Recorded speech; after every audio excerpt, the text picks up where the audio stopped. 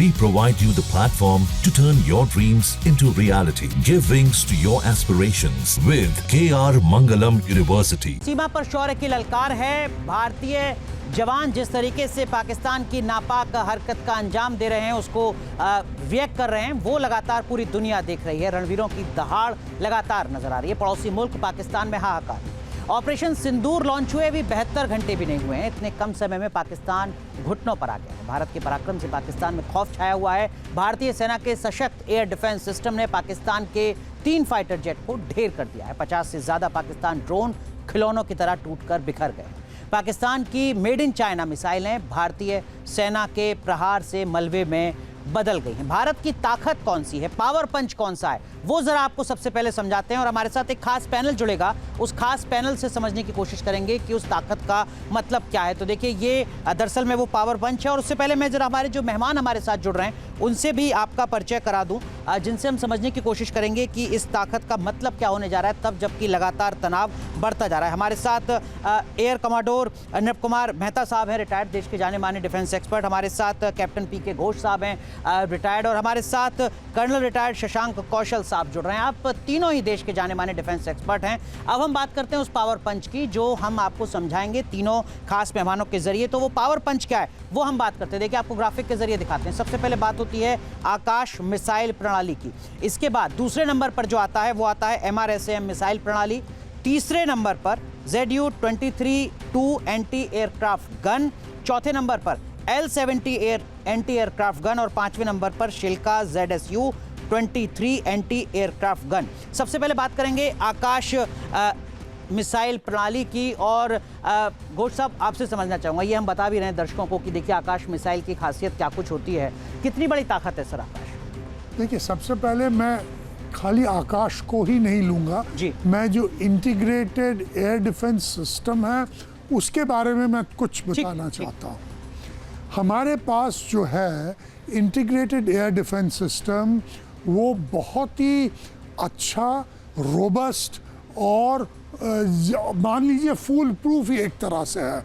वहाँ पर अगर कोई भी एक इंट्रूजन होता है जम्मू एंड कश्मीर में, हम त्रिवेंद्रम तक आसानी से उसे बता सकते हैं, देखिए ये हुआ है। अच्छा, ये क्या चीज़ क्या है?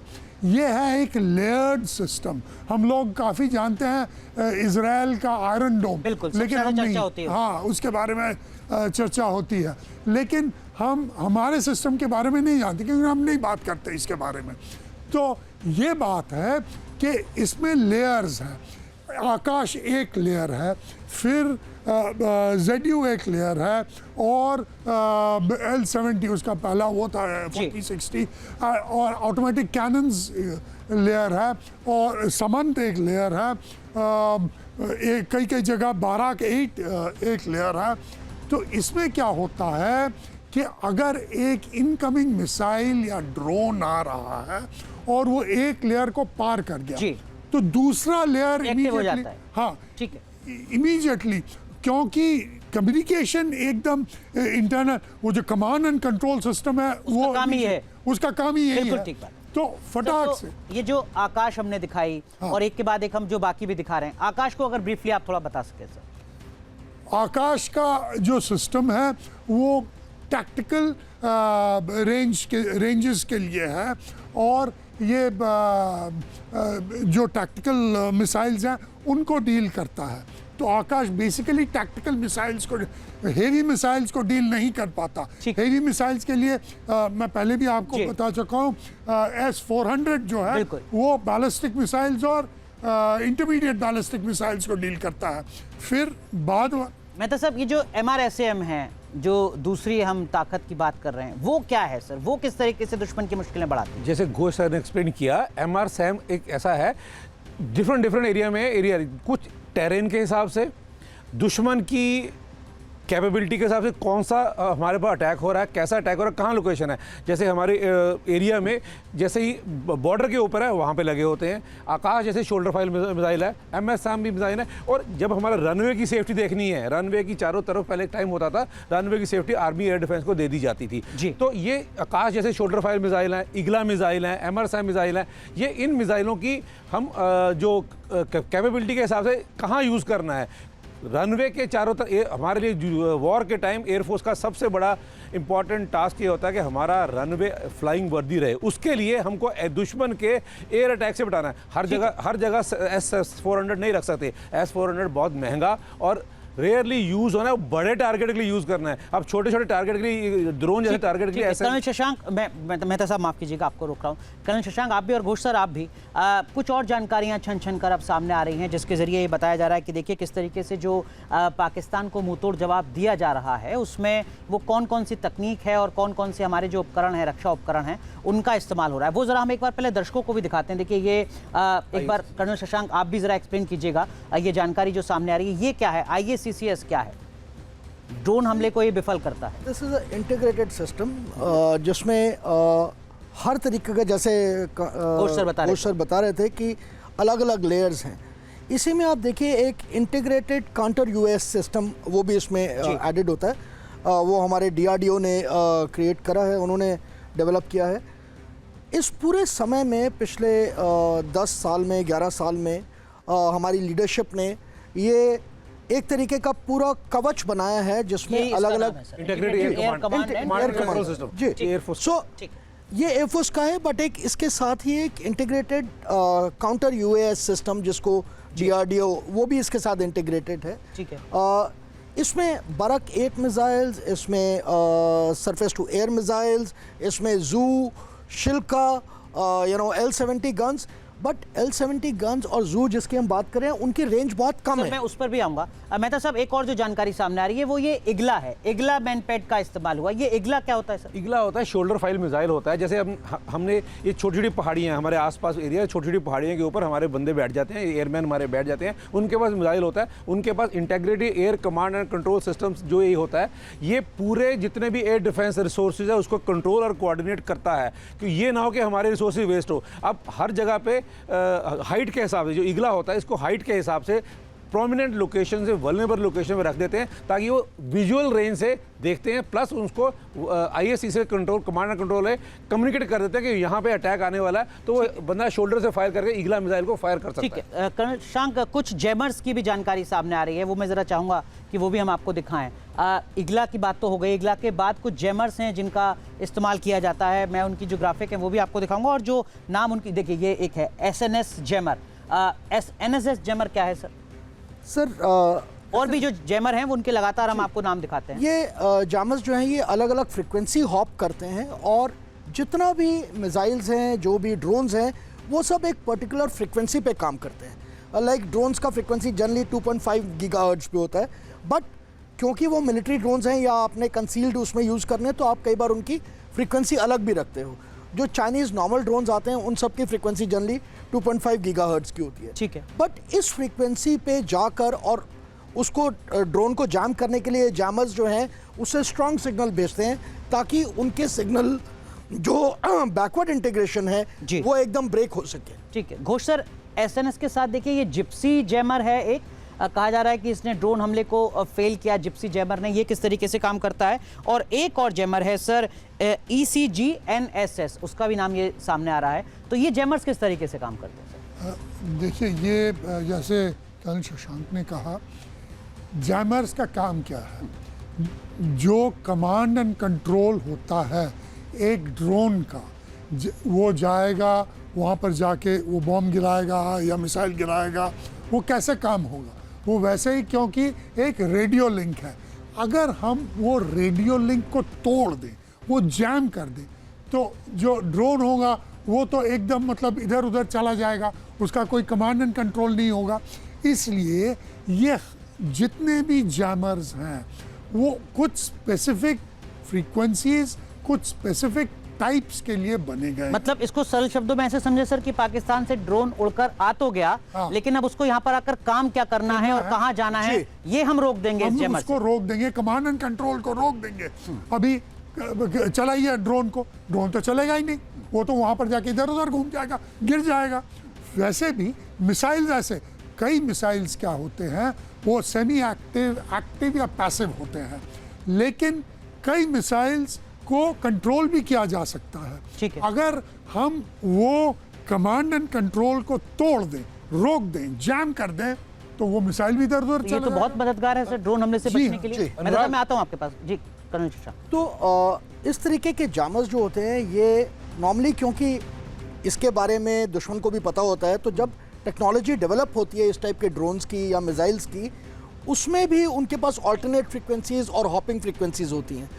अब ज़रूरी ये है कि आपका जो जैमर है वो इतना स्ट्रॉन्ग सिग्नल हो और इतनी स्पीड से उसको कैप्चर कर सके कि उसका जो रियर लिंक है, जहां कमांड एंड कंट्रोल से पकड़ में आ सके, वो पकड़ में आए और उसको ब्रेक कर सके। जैसे ही वो ब्रेक होगा, अनुराग मैं आपको बड़े ही सिंपल लेमन लैंग्वेज की तरह समझाने की कोशिश करूंगा। ये इलेक्ट्रॉनिक वॉरफेयर है इसके सिस्टम में। अगर जब भी कोई वीवीआईपी मोड होती है, प्रेसिडेंट प्राइम मिनिस्टर ने जाना होता है, जैमर लग देते हैं, उस समय उस एरिया में कुछ देर के लिए सारे मोबाइल काम करने बंद कर जाते हैं। मोबाइल काम करने बंद करते हैं। वहां पे जो दुश्मन के या कोई एंटी नेशनल एनिमल बैठे होते हैं वो किसी को बता नहीं सकते और कोई रिमोट कंट्रोल से कुछ भी डिवाइस को एक्टिवेट नहीं कर सकते। एग्जैक्टली सेम थिंग ये काम करते हैं। इन्होंने जैमर जो है वो ड्रोन का या जो भी अटैक करने आ रहा है सिस्टम, उसको जैम कर दिया, तो उस कोई भी कमांडर कंट्रोल उसका काम ही नहीं करेगा, वो अपने टारगेट पे हिट नहीं कर पाएगा। ठीक है, ये बेसिक पर्पस है। सर जी आप कुछ कहना हैं? मैं ये बता रहा था आपको, थोड़ा सा पीछे ले जाएं आपको, कि आप देखिए जो इंडियन आर्मी या इंडियन डिफेंस फोर्सेस है,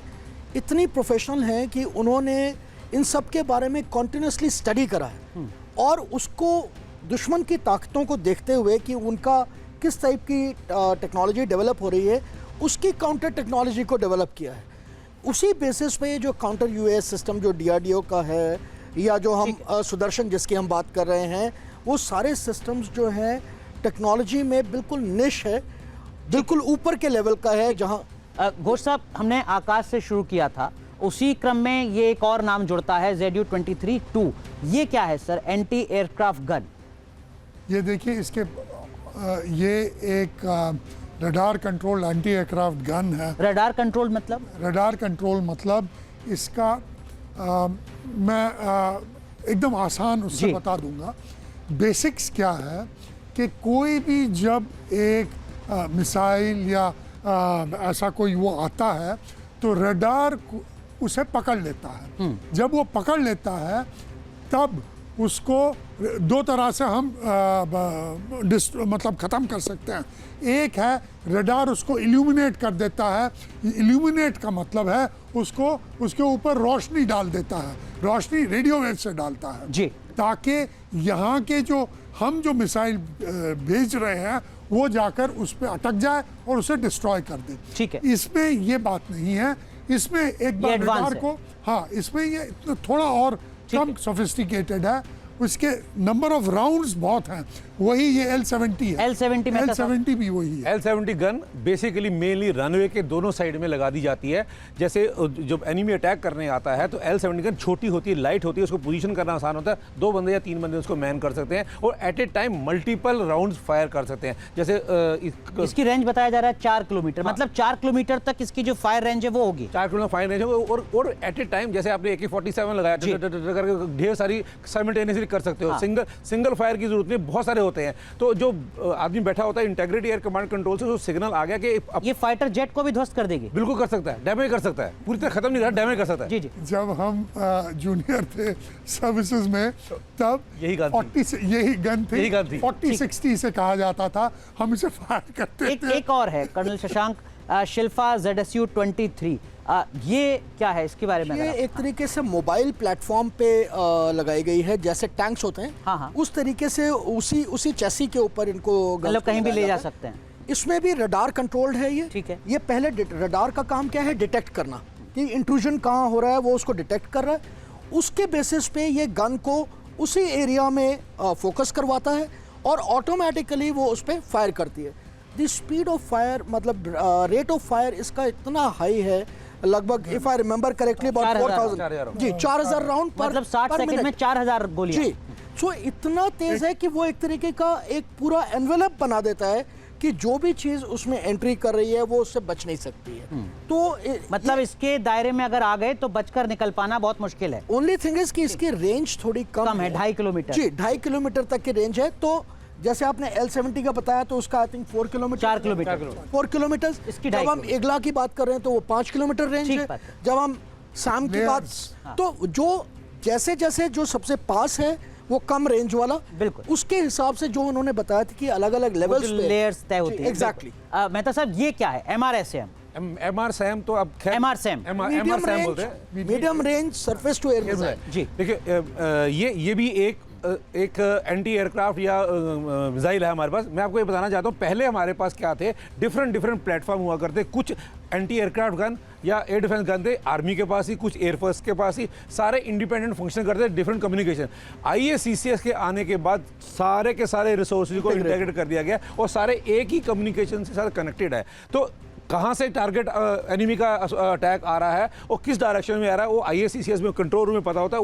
वो कौन से रिसोर्स को कब एक्टिवेट करना है, कितना एक्टिवेट करना है, उसको डायरेक्शन दी जाती है। तो अगर बाई चांस एक रिसोर्स पहले आउटर वाले सर्कल में पेनिट्रेट कर निकल गया तो उसको सेकंड पकड़े, थर्ड एयर, फोर्थ एयर, तो फाइनली वो अपने टारगेट तक नहीं पहुंच पाता। IACCS का यही पता है। तो MRSAM की जो 100 किलोमीटर 100 किलोमीटर रेंज है इसकी, तो घोष साहब हाँ बिल्कुल, ये MRSAM मीडियम रेंज सैम है। हाँ। तो ये इसके 100 किलोमीटर रेंज है। मतलब 2.5 किलोमीटर से जो शुरू हो रहा था ये सिलसिला ताकत का, वो 100 किलोमीटर तक पहुंच गया। ये वही लेयर है जिसका आप जिक्र कर रहे हैं। यही लेयर। पहले हमारे SAM 1, SAM 2, SAM 3 हुआ करते थे, वो आउटडेटेड हो गया, उसको रिप्लेस किया है MRSAM को।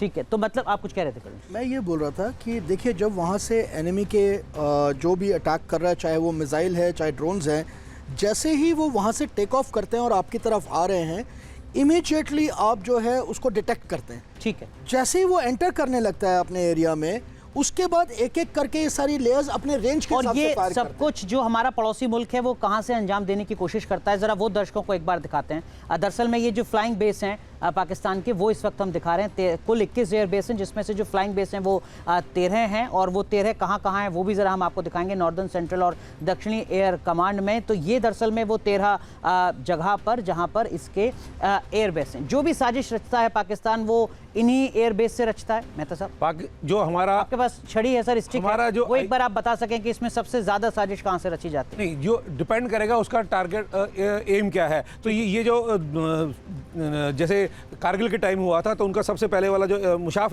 वाला था, मुशाफ लेटेस्ट इनका एयर बेस है, और ये इनमें किसी भी बेस को यूज़ कर सकता है, उसका टारगेट क्या है।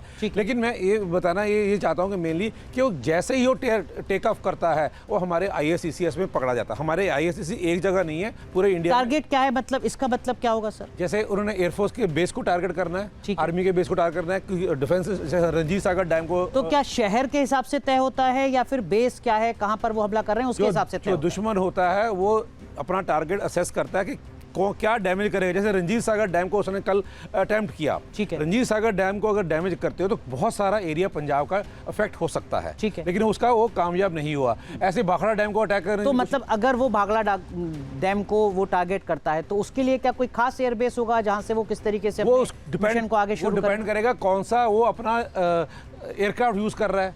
जैसे अगर F-16 यूज कर रहा है तो F-16 बहुत पीछे वाले बेस से यूज कर सकता है, किसी भी पीछे वाले बेस से यूज कर सकता है। लेकिन अगर JF-17 यूज कर रहा है तो उसको एडवांस वाले, फॉरवर्ड वाले बेस। मतलब किस फाइटर जेट से वो घुसने की कोशिश कर रहा है उसके हिसाब से तय होता है, और उसका डिप्लॉयमेंट कहां पर है। मैं टारगेटिंग के बारे में थोड़ा बताना चाहता हूँ, थोड़ा टेक्निकल। ठीक है। 2 तरह के टारगेटिंग होते हैं, एक होता है काउंटर फोर्स और एक होता है counter value. Counter force targeting का मतलब ये है कि जब आप मिलिट्री टारगेट्स को टारगेट करें, यानी केवल मिलिट्री टारगेट्स को ही मारें। काउंटर वैल्यू जो टारगेटिंग है वो पॉपुलेशन सेंटर, आम आदमी का हो सकता है, डैम्स हो सकते हैं, कुछ भी जो वैल्यू हो। जी। नॉर्मली क्या करते हैं, वैसे मिसाइल्स का, ये मैं केवल एयरक्राफ्ट्स का नहीं कह रहा, एक मिक्सचर देखते हैं। वो देखते क्या है, जैसे हमने जब टारगेटिंग किया था, हमने किया था केवल टेररिस्ट बेस कैंप्स को या हेडक्वार्टर्स को। पर वो कर रहा था जम्मू को, पठानकोट को, वो कर रहे हैं को, चंडीगढ़ को, वो हर जगह टारगेटिंग कर रहे हैं। यानी उनके टारगेटिंग फिलॉसफी अलग है, हमारा टारगेटिंग फिलॉसफी अलग था। ठीक है। तो इस पे हमें समझना चाहिए कि क्या टारगेटिंग, उससे ही हम पता चलता है कि दुश्मन का इंटेंशन क्या है। करण शशांक, आप कुछ कह रहे हैं? मैं ये बोल रहा हूँ कि जैसे हम समझते हैं कि हम क्यों लड़ रहे हैं और उसके हिसाब से हमने टारगेट बनाया। जैसे कि पहला जो हमारा रिएक्शन था पहलगाम के अगेंस्ट, जो ऑपरेशन सिंदूर का पहला पार्ट था, उसमें देखिए कितने कैलिब्रेटेड तरीके से, संयम रखते हुए सिर्फ वो 9 टारगेट लिए गए जहां पर कि टेररिस्ट कैंप्स का हमें कंफर्मेशन था, राइट। उसके बाद अब आप किससे लड़ रहे हैं? ये तो प्रोफेशनल आर्मी है, हमारी डिफेंस फोर्सेस जाहिलों की फौज।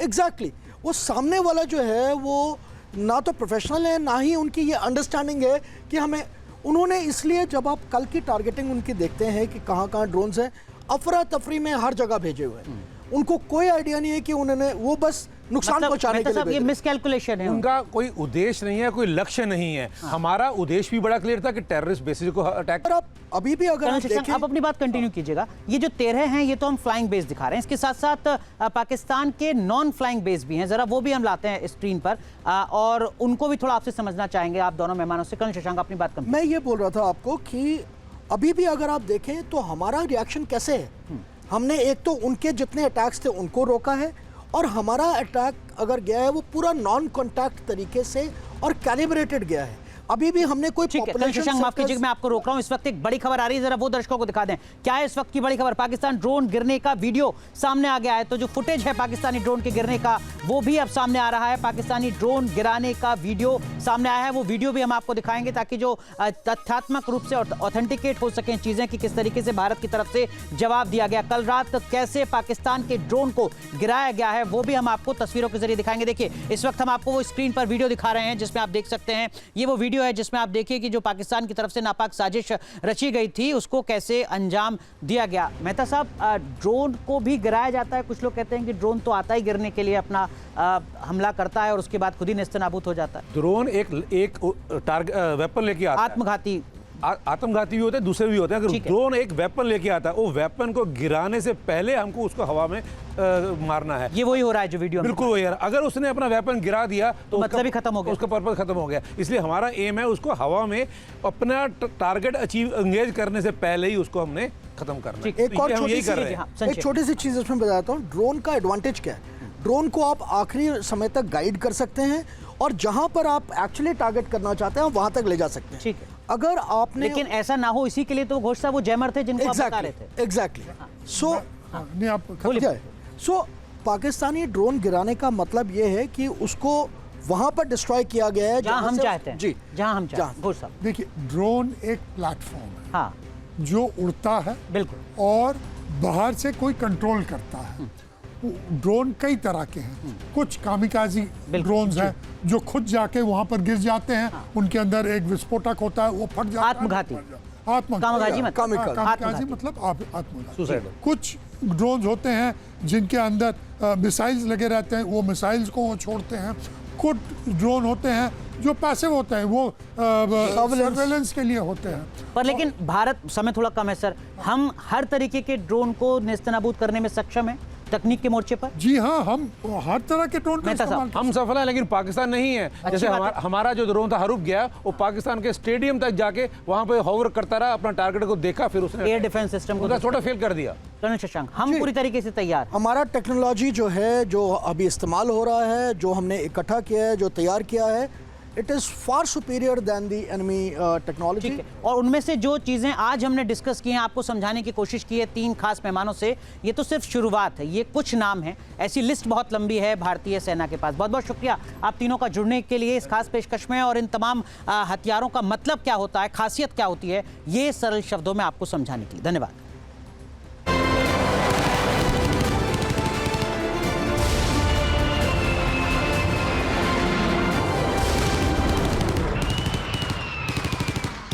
न्यूज नेशन अब व्हाट्सएप पर खबरों की ताजा अपडेट के लिए न्यूज नेशन के इस QR कोड को स्कैन करें।